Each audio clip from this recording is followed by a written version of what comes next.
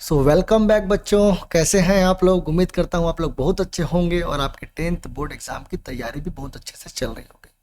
बच्चों, आज की इस वीडियो में हम लोग फिर से बात करने वाले हैं एक्सरसाइज नंबर 6.2 का वो क्वेश्चन के बारे में जो आपके थेल्स थ्योरम से रिलेटेड है।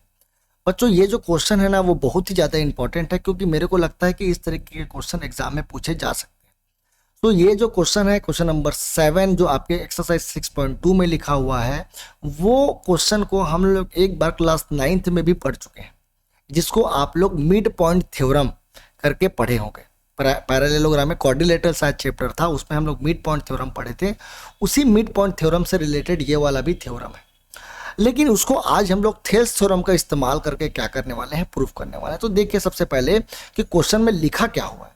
बच्चों, क्वेश्चन में बोला गया है proof that the line drawn through the mid point, यानी हमको एक ऐसा लाइन ड्रॉ करना है जो मिड पॉइंट से ड्रॉ करना है, mid point of one side of triangle. यानी कि हमारे पास कोई एक ट्राइंगल है, चलो हम लोग एक ट्राइंगल बना लेते हैं। यहाँ पर ये ट्राइंगल कुछ इस प्रकार से है, इसका कुछ नाम भी दे देते हैं, ए बी और सी इसका नाम है।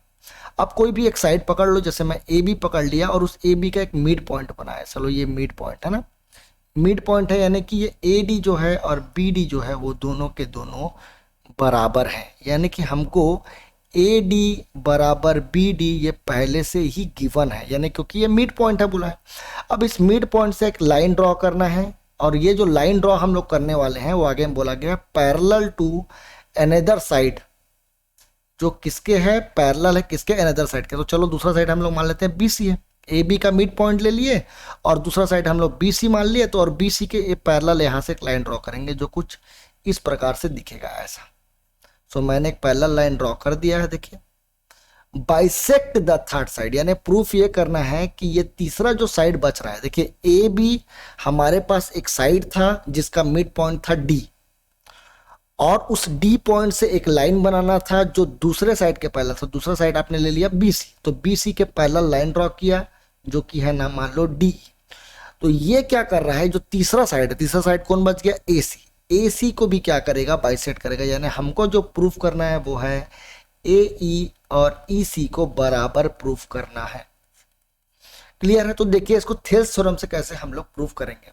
तो देखिए बच्चों, सबसे पहली बात तो ये है कि डी और डी ई जो है वो बी सी के पैरेलल है। ये क्वेश्चन में पहले से ही मेंशन कर दिया, क्योंकि मैंने डी ई बनाया था, किसके पैरेलल बनाया था, बी सी के पैरेलल। तो लिख देंगे पहले in triangle A B C, D E जो है, माफ कीजिएगा थोड़ा सा गड़बड़ हो गया, डी ई जो है वो पैरेलल है किसके, बी सी के। ठीक है, अगर डी ई पैरेलल है बी सी के बच्चों, अगर डी ई पैरेलल है अगर बीसी के, तो बाई थेल्स थ्योरम, मैंने आपको बताया था कि जब भी कोई एक साइड पैरेलल दिया है, जब भी कोई एक लाइन पैरेलल ड्रॉ किया गया है किसी एक साइड से, ये साइड था हमारा बीसी जिसके पैरेलल लाइन ड्रॉ किए गए थे ये, तो ये बाकी दोनों साइड को दो इक्वल रेशियो में डिवाइड करता है। यानी by Thales theorem A D upon B D बराबर हो गया है ए ई अपॉन ई सी के। और एक बात तो पहले ही पता था बच्चों कि डी जो था वो मिड पॉइंट था, सो ए डी और बी डी दोनों बराबर थे। सो इस ए डी के जगह मैं चाहूं तो बी डी भी पुट कर सकता हूं। सो बी डी अपॉन, अब बी डी की जगह ए डी मत पुट कर देना भाई, है ना। सो यहां पर आ जाएगा B D is equal to A E upon E C. ये दोनों क्वांटिटी अगर बराबर है तो दोनों कैंसिल होकर के क्या बन जाएंगे, वन बन जाएंगे। सो यहां पर आ गया, देखिए क्या, one is equal to A E upon E C. और अगर मैं इसको वन के साथ क्रॉस मल्टीप्लाई कर दूं तो देखो ई सी जो है वो ए ई के बराबर मिल चुका है। और यही हमको प्रूफ करना था कि ई जो है वो मिड पॉइंट है। तो लिख देंगे हम लोग hence E is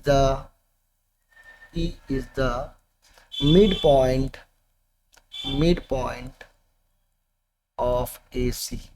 E D, E जो पॉइंट है वो मिड पॉइंट है किसका, ए सी का। ये हम लोगों को प्रूफ करना था और प्रूफ हो चुका है।